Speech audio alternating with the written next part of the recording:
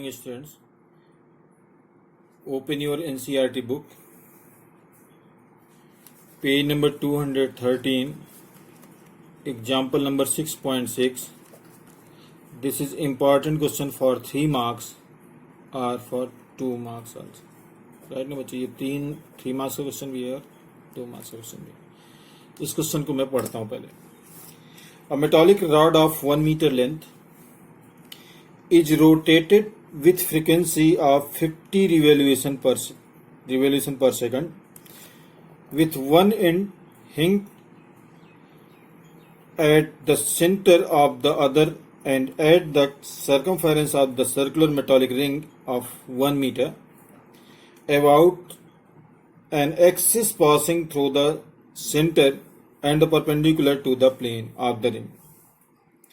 A constant and uniform magnetic field of 1 Tesla to the axis is present everywhere. What is the induced electromotive force between the center and the metallic ring? तो बच्चों इसमें given values क्या हैं पहले हम देख लेते हैं। गिवन वैल्यूज क्या है? गिवन है length of the rod 1 metre, मतलब L equals to 1 metre, length of the rod 1 metre. Frequency 50 revolution per second, 50 revolution per second, and frequency of the circular metallic ring of radius of the ring 1 metre, magnetic field 1 tesla. इतनी चीजें आपको दी और uniform magnetic field दिया। बच्चे यहां पर uniform magnetic field ऐसे दर्शाया गया, ऐसे दर्शाया गया। आपको पता है इसका मीनिंग क्या होगा? इसका मीनिंग ये होगा कि magnetic field inside of the paper जा रहा है, इनसाइड ऑफ द पेपर जा रहा है, ये आपको पता है।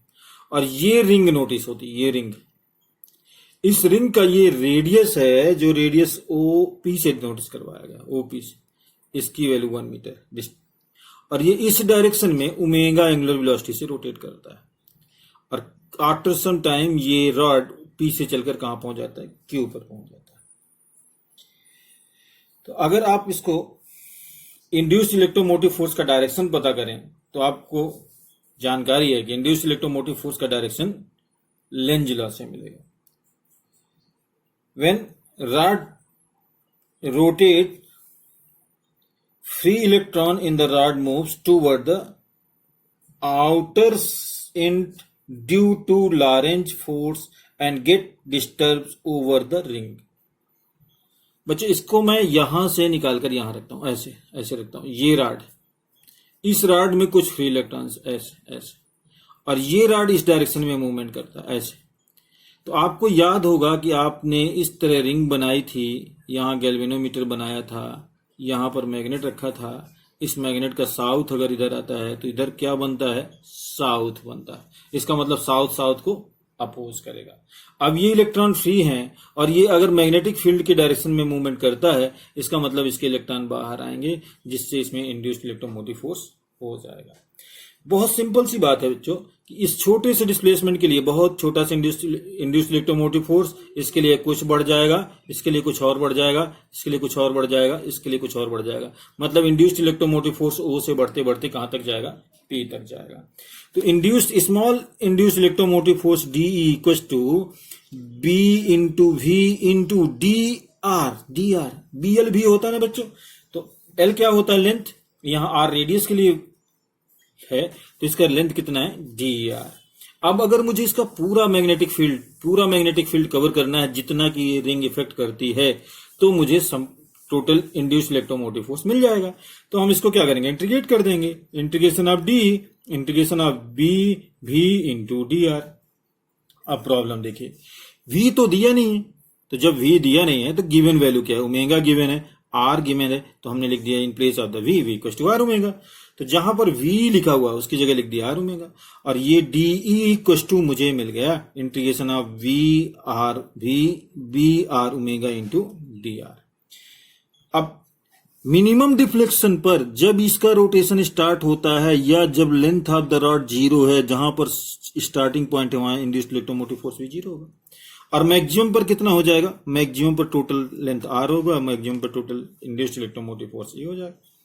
लेफ्ट साइड तो ई आ जाएगा, राइट साइड देखिए बी और ओमेगा कांस्टेंट कांस्टेंट, और आर का इंटीग्रेशन हो जाएगा R square upon 2 0 to R, तो ये हो गया V omega R square upon 2 B omega R square upon 2। This is induced electromotive force by this rod on uniform magnetic field B where the value of the magnetic field is given. अच्छा बच्चों, अब हमारे पास formula आ गया, तो हम length देखते हैं, इसकी लेंथ कितनी है, मतलब लेंथ कितनी थी, आर कितना था 1 मीटर, ओमेगा कितना है, ओमेगा दिया नहीं है, बी की वैल्यू कितनी दी है 1 टेस्ला, तो ओमेगा इक्वल टू होता है बच्चों 2 pi new, means 2 pi new की वैल्यू दी है 50, तो ये हो गया 100 पाई। अब ओमेगा की जगह हम 100 पाई रखते हैं, ठीक है। तो ये E इक्वल टू मिला बी मीन्स 1 इंटू 2 पाई मतलब 100 into R square divide by 2, ये हमारी वैल्यू है, ये हमारी वैल्यू है, ठीक है बच्चों, इंटू पाई पाई की वैल्यू भी लिख देते हैं, ठीक है। तो अब हमको मिल गया ये 100 pi divide by 2, 100 pi divide by 2 इसको कैंसिल कर दिया, तो ये मिल गया 50, this equal to 50 pi into 3.14, तो वैल्यू मिल गई 157 वोल्ट। तो जो इंड्यूस्ड इलेक्ट्रोमोटिव फोर्स हुआ वो कितना हो गया 157 वोल्ट, ठीक है बच्चों। अच्छा, एक और इंपॉर्टेंट क्वेश्चन है, दैट इज जस्ट 6.7 क्वेश्चन को हम एक बार पढ़ते हैं। A wheel with 10 metallic spokes, each 0.5 meter long, rotate with speed 120 revolution per minute in plane normal to the horizontal component of Earth magnetic field HE at a place if H equals to 0.4 Gauss. At the place, what is the induced electromotive force between the axle and the rim of the wheel? बच्चों, सबसे पहले मुझे देखना है कि इसमें दिया क्या क्या गिवन है आपको, क्या क्या इस क्वेश्चन से जानकारी आपको मिल रही है। लेंथ ऑफ द स्पोक मिल रहा है, जो आपका रेडियस होगा 0.5 मीटर, फ्रीक्वेंसी दिया है 120 रिवॉल्यूशन पर मिनट, इसको आप मिनट में है तो 10 सेकंड में बदलिए, तो 120 डिवाइड बाई 60 मतलब 2 रिवॉल्यूशन पर सेकंड आ गया। Magnetic field intensity H equal to 0.4 gauss लिखा हुआ है। अब इस 0.4 गॉस को आप टेस्ला में बदल दीजिए, तो 10⁻⁻⁴ का मल्टीप्लिकेशन करना पड़ेगा। इस क्वेश्चन में दिया भी है 1 गॉस इक्वल टू 10⁻⁴ टेस्ला, लेकिन ये नेसेसरी नहीं है कि ये दिया जाए। अब फार्मूला वही, induced electromotive force E equal to 1/2 B omega R square equal to 1/2 B omega means 2 pi nu into R square. Value substitute कर देते हैं, जब वैल्यू सब्स्टिट्यूट करते हैं तो क्या मिलता है मुझे, this value 1/2 value of the B 0.4 into 10⁻⁴ into 2 into pi into new की वैल्यू कितनी आई थी 2, आर की वैल्यू 0.5 इसका।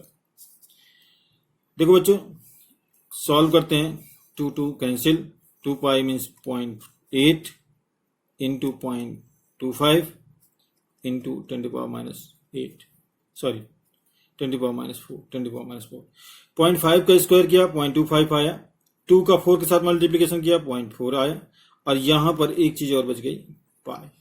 आप सब कुछ देखिए, 25 8 जा 200, so this is 200, 123 into 10⁻⁴, this value is 2.200 into 10⁻⁴ into pi. तो हम इसको लिख सकते हैं 2 इंटू 10⁻⁵ इंटू पाई। अब पाई की वैल्यू सब्स्टिट्यूट करेंगे तो 2 इंटू 10⁻⁵ इंटू 3.14, ये वैल्यू आई 6.28 इंटू 10⁻⁵ वोल्ट। ये वैल्यू आएगी। The number of spoke is immaterial because the induced electromotive force across the spokes are parallel. अच्छा बच्चों, एक बात ध्यान रखना, जैसे मान लीजिए व्हील है, इसमें ये सारी 1 2 3 4 5 6 ये व्हील है, और ये व्हील में ये भी रोटेट करता है, ये भी रोटेट करता है, ये भी रोटेट करता है, ये भी रोटेट करता है, ये भी रोटेट करता है, ये भी रोटेट करता है, ये भी रोटेट, ये फिक्स है इस पॉइंट्स। तो सब का एंगुलर वेलोसिटी क्या हो जाएगा? कांस्टेंट हो जाएगा। तो जब सब का एंगुलर वेलोसिटी कांस्टेंट हो जाएगा, इसका मतलब इंडिविजुअल इलेक्ट्रोमोटिव फोर्स कांस्टेंट ही जनरेट होगा। तो I think this problem is clear. बच्चों, इस क्वेश्चन को मैं एक बार फिर से पढ़ता हूं। देखो, रिंग का जो लेंथ दिया था 0.5 मीटर दिया था, रिवोल्यूशन दिया था 120 रिवोल्यूशन पर मिनट दिया था। इस पर मिनट को हमने पहले पर सेकंड में कन्वर्ट किया। जो मैग्नेटिक फील्ड दिया था 0.4 गॉस दिया था, इस गॉस को मैंने टेस्ला में कन्वर्ट किया। आपके इस क्वेश्चन में दिया है 1 गॉस इक्वल टू 10⁻⁴ टेस्ला, लेकिन ये नेसेसरी नहीं है कि क्वेश्चन में दिया जाए। फार्मूला है, फार्मूला पुट किया, सॉल्व किया। अब देखो इसमें मार्क्स कहाँ है। अगर आप फार्मूला पुट करते हो तो आपको हाफ मार्क्स मिल सकता है। इसको सोल्यूशन सॉल्व किया, यहां तक पहुंचे तो हाफ मिल सकता है।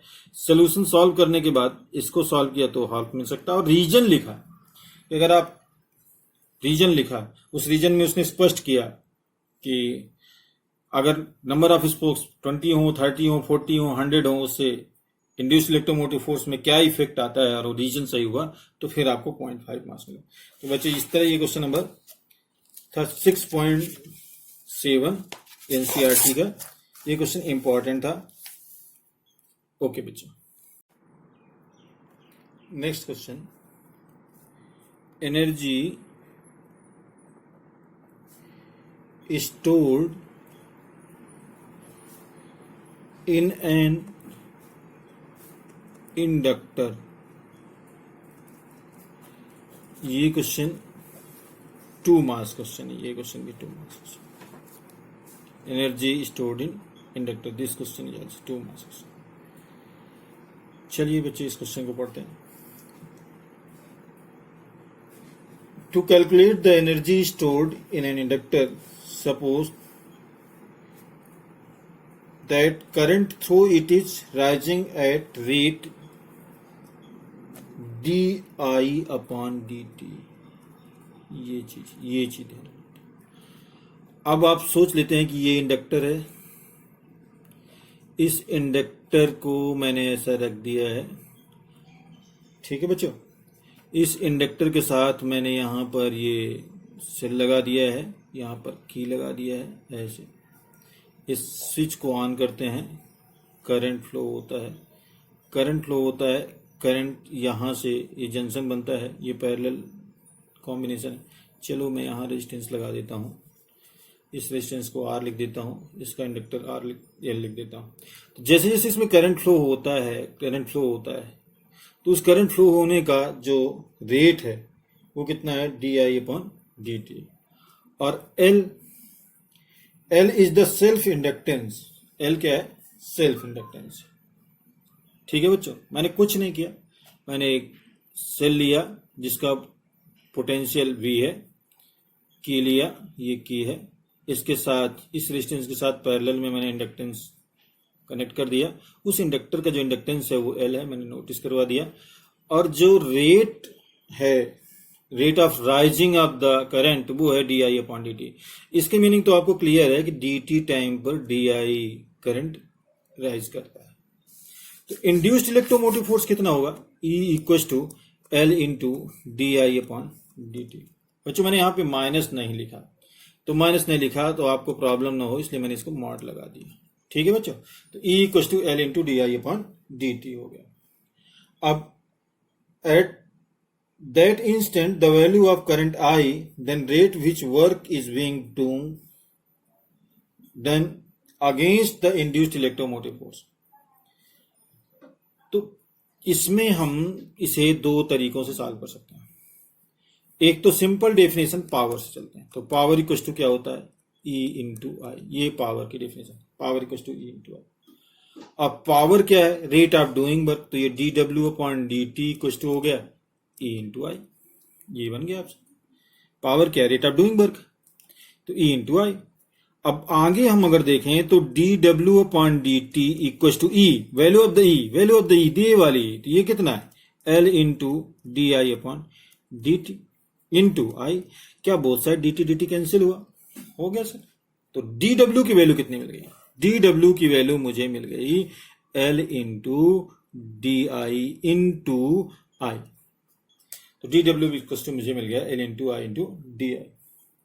सो the total work done, total work done कितना होगा, टोटल वर्क डन एक सिंपल सा डेफिनेशन आप ध्यान में रखते हो, efficiency of the doing work is energy. So अगर इस करंट को आप आगे बढ़ाते हो, जैसे मान लीजिए 0.1 मिली एम्पियर, फिर 0.2 मिली एम्पियर, फिर 0.3 मिली एम्पियर, फिर 0.4 मिली एम्पियर, इसमें इंड्यूस्ड इलेक्ट्रोमोटिव फोर्स भी कंटिन्यूअसली बढ़ता जा रहा है, लेकिन वो उसका डायरेक्शन अपोजिट होता है, क्योंकि आपको पता है equal to minus L into D I upon D T होता है, उसे वैक इलेक्ट्रोमोटिव फोर्स भी बोलते हैं। तो जब वैकिंग होता है इसका मतलब वो एनर्जी इसमें स्टोर्ड होती है, उसे आप पोटेंशियल एनर्जी की फॉर्म में लिख लेते हैं। So the total work done bringing to current from zero to steady value I zero is therefore.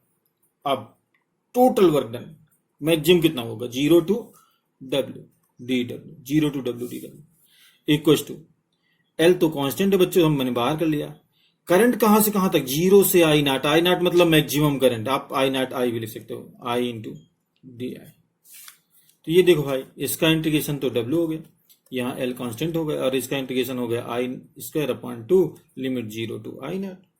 तो ये वैल्यू मिल गई मुझे 1 upon two L I naught square. This work done stored in form of the magnetic energy, right ना। ये किसके form में यहां पर आ जाएगा, मैग्नेटिक एनर्जी के फॉर्म में आ जाएगा। तो हम लिख देते हैं this energy stored in the magnetic field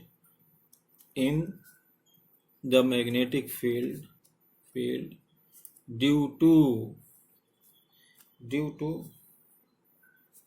or of the coil, of the coil। अच्छा, इसको हम एक चीज और कह सकते हैं, ये जो इलेक्ट्रिकल एनर्जी थी वो मैग्नेटिक एनर्जी में कन्वर्ट हो गई, ये भी कह सकते हैं। ठीक है बच्चों, तो इस क्वेश्चन को हम एक बार फिर से पढ़ते हैं। Energy stored by the inductor, ये इंडक्टर था, इसका इंडक्टेंस एल था, इसमें हमने कितनी एनर्जी स्टोर्ड है इसका कैलकुलेशन शुरू किया था। तो हमने इस डायग्राम को कुछ ऐसा बनाया, सेल बनाया, की बनाया, और इससे इंडक्टर और रेजिस्टेंस को कनेक्ट किया। ये दोनों पैरेलल कॉम्बिनेशन में आपको प्रॉब्लम नहीं होगी, दोनों के पोटेंशियल सेम हो जाए। इस कॉइल में जिसका इंडक्टेंस एल है, rate of flow of current है D I upon D T, तो इंड्यूस्ड इलेक्ट्रोमोटिव फोर्स ई की वैल्यू होगी L into D I upon D T. आपने इसको मैग्नीट्यूड लिया है, इसका मतलब माइनस नहीं लेंगे। अब पावर को डिफाइन करते हैं, पावर इक्वल टू होता है E into I B into I. तो power equal to E into I, B क्या है, पोटेंशियल है, ई है इलेक्ट्रोमोटिव फोर्स। पावर की वैल्यू होती है D W upon D T, तो D W upon D T equal to E into I. इस ई की वैल्यू यहां से सब्स्टिट्यूट करते हैं, तो D W upon D T equal to L into D I upon D T हो गया, ये डी टी कैंसिल हो गया, तो डी डब्ल्यू इक्वल टू मिल गया L into D I into I. तो हमने लिख दिया D W equal to L I into D I. अब टोटल वर्क डन किस बात के लिए, bringing to current from zero to I zero, मतलब इस कोयल को कितना वर्क करना पड़ेगा अगर यहां जीरो से आई जीरो मैक्सिमम करंट तक, peak value of the current तक करंट फ्लो हो। तो zero to W D W equal to L zero to I zero I D I, इसको इंटीग्रेट कर दिया तो L I square upon two zero to I naught, मैंने value substitute कर दिया। ठीक है, so this energy stored in the field of the coil, यही एनर्जी कोयल के फील्ड में स्टोर्ड हो गई, इसको मैग्नेटिक एनर्जी भी बोलते हैं। ठीक है बच्चों, इस क्वेश्चन को एक और फॉर्म में लिखा जाता है, उसको देखिए। ये एनसीईआरटी, फिर से NCERT page number 224 example number 6.10, इस क्वेश्चन को देखिए। क्वेश्चन 3 मार्क्स का है। पहले हम इस क्वेश्चन को पढ़ते हैं, आप भी पढ़िए। Obtain the expression for magnetic energy is stored in a solenoid in terms of the magnetic field B, area A, length L of the solenoid. फिर बी पार्ट क्या है इसका, how does this magnetic energy compare with the electrostatic energy stored in capacitor. बच्चों इस question के दो part, लेकिन given क्या क्या है, गिवन है magnetic field B, area A, length L of the solenoid. How does the magnetic energy, second part, how does the magnetic energy compare with the electrostatic energy stored in capacitor. मतलब मुझे comparison भी करना है। ठीक है, आपको पता है U B magnetic field energy in the coil, U B equals to 1/2L। अभी हमने आई नॉट स्क्वायर लिखा था, यहां मैंने आई लिख दिया क्योंकि इसका लेंथ एल है और मैक्सिमम करंट कहां तक जाता है, आई तक। ठीक है, अब अगर आपको बी की value mu naught N I पता है, बी की value N I, mu naught N I, mu naught क्या है magnetic permeability in vacuum, N क्या है नंबर ऑफ टर्न्स, आई क्या है करंट, और ये मैग्नेटिक फील्ड है सोलेनॉइड का, ये मैग्नेटिक फील्ड है सोलेनॉइड का। तो इस क्वेश्चन में लिखा है कि magnetic energy stored in a solenoid, तो B equals to mu naught N I. अब आपको एन पता है, एन क्या है number of turns per unit length, I क्या है maximum current flow through it, mu naught क्या है भाई, म्यू नॉट है मैग्नेटिक परमिबिलिटी इन वैक्यूम। इससे हमको किसकी वैल्यू मिल जाएगी, आई की, और कितनी मिल जाएगी आई की वैल्यू, आई की वैल्यू मिल जाएगी B upon mu naught N. तो ये जो आई की वैल्यू है ये B upon mu naught N, यहां पर हम सब्स्टिट्यूट कर देंगे, तो ये 1/2L, ये हो गया B upon mu naught N whole square. अब आपसे इतना बन गया, तो हम इसको आगे लिख देते हैं, equal to 1/2L B square upon mu naught square N square. अब एल क्या है, सोलेनॉइड का inductance L, solenoid inductance of the solenoid, ये कितना होता है, ये होता है mu naught N square A L. यहां length of the solenoid L, area of cross section A, number of turns per unit length N, mu naught magnetic permeability. बच्चों एकदम ध्यान रखना, this is the inductance of the solenoid, ये क्या है solenoid का inductance है, कितना होता है mu naught N square A L. अगर हम ऐसा सोलेनॉइड लेते, उसमें ऐसे ऐसे वायर लगाते और यहां पर फिर हम इसका इंडक्टेंस देखते, तो उसमें number of turns per unit length कितना होता है एन, एरिया क्रॉस सेक्शन कितना होता है इसका ए, टोटल लेंथ कितना होता है एल, तब ये capital L equal to mu naught N square A L. अब कुछ नहीं करना, इस वैल्यू को यहां से सब्स्टिट्यूट कर देना है, तो ये 1/2L मतलब mu naught N square A L into B square upon mu naught square N square. देखो बच्चों कुछ कैंसिल हुआ, मतलब एन स्क्वायर से एन स्क्वायर कैंसिल हो गया। ठीक है, जो बच गया ये म्यू नॉट से म्यू नॉट कैंसिल, जो बच गया उसको नीचे लिख देते हैं, तो ये बचा B square A L upon 2 mu naught, इतना बच गया। ये क्या है, ये था energy of magnetic field in term of the B, area A and length L. अच्छा बच्चों यहां से एक चीज और ध्यान रखना है, यहां से एक चीज और ध्यान रखना है, अगर हम इस एनर्जी डेंसिटी को पता करें, energy density per unit volume, तो ये वॉल्यूम लिखा है, energy density per unit volume मैंने स्मॉल यू लिखा है, small U B per unit volume, that is a U B upon V, V का मतलब क्या हुआ B square A L upon 2 mu naught upon A L, तो ये हुआ B square upon 2 mu naught. ये मिल गया हमको energy density. We have already obtain relation electromagnetic. ठीक है बच्चों, ये है हमारा मैग्नेटिक फील्ड के टर्म में energy density of the magnetic field, तो ये U B equals to B square upon 2 mu naught. अच्छा बच्चों अगर हम इसको देखें, एक और रिलेशन देखें, ये बहुत इंपॉर्टेंट रिलेशन है, क्लियर, ओके बेटा।